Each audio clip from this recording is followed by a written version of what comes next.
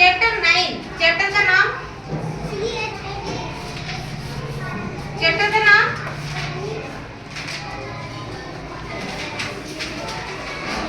Chapter का नाम। अब क्या मन करता है इनको धोने खड़े हो, का? खड़े हो ना, सुनते ही हो एक बार में। किधर इसका बेंच?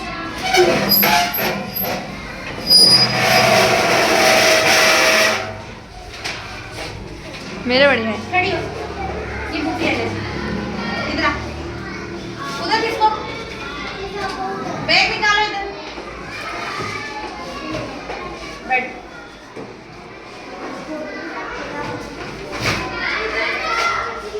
एक शक्ल जैसे दिखने चाहिए कि इस क्लास के इस क्लास में पढ़ना है। कंफ्यूजन हो रहा है मेरे को, बैठ जाओ ना, तुम्हारे लिए लगाइए मैंने तो।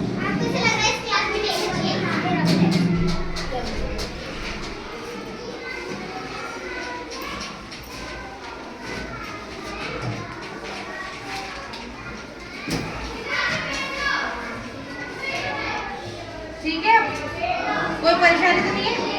जगह लंबी करवाऊं तुम्हारे लिए? ठीक है, क्या पढ़ा था कल? वाजपेयी का प्रयोग पढ़ा था ना? कहाँ होता है वाज का प्रयोग?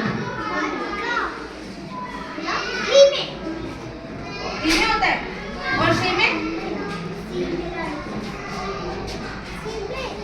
तो वाज का प्रयोग तो दोनों में होता है ना, री में और सी में, दोनों में। और वर का प्रयोग कहाँ होता है?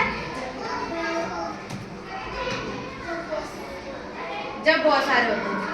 वाज का प्रयोग होता है सिर्फ सिंगल इंसान के लिए, किसी का नाम हो गया, जैसे उसके लिए बोला, जैसे उसके लिए बोला, तो सिर्फ वाज का प्रयोग।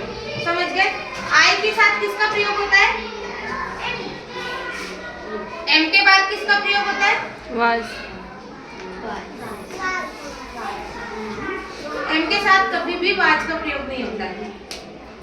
अगर आई एम बोल दिया तो फिर वाज का प्रयोग बिल्कुल भी नहीं होगा। आई वॉज बोलेंगे तो एम का प्रयोग बिल्कुल भी नहीं होगा। समझ गए?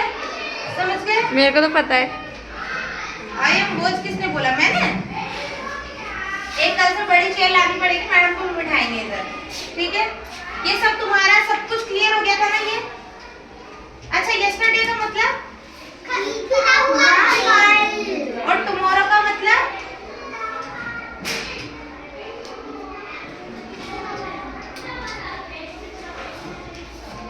नोट नहीं डाल दे तुम? टुमारो विल बी हॉलीडे, कल की छुट्टी है। आने वाला कल। यस्टरडे मतलब बीता हुआ कल, टुमारो मतलब आने वाला कल। ये दोनों चीज याद रखो। टुमारो मतलब यस्टरडे मतलब समझ गए? पढ़ा दिया मैंने, नेक्स्ट चैप्टर भी पूछ सकते हो आप। ये किसकी बुक है? ये फिल्म नीचे पड़ी है।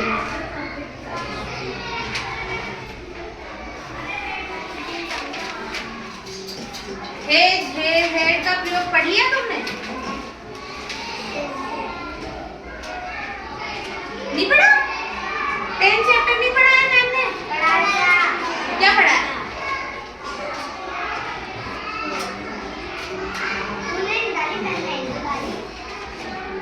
क्या पढ़ाया?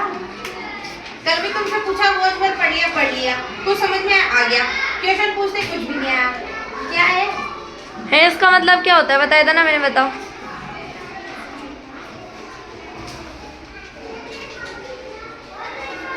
सबका मतलब बताया मैंने, एक एक चीज का। कुछ तो समझा होगा। क्या समझा? कुछ तो बता, पूरे टॉपिक में एक लाइन भी समझ नहीं है।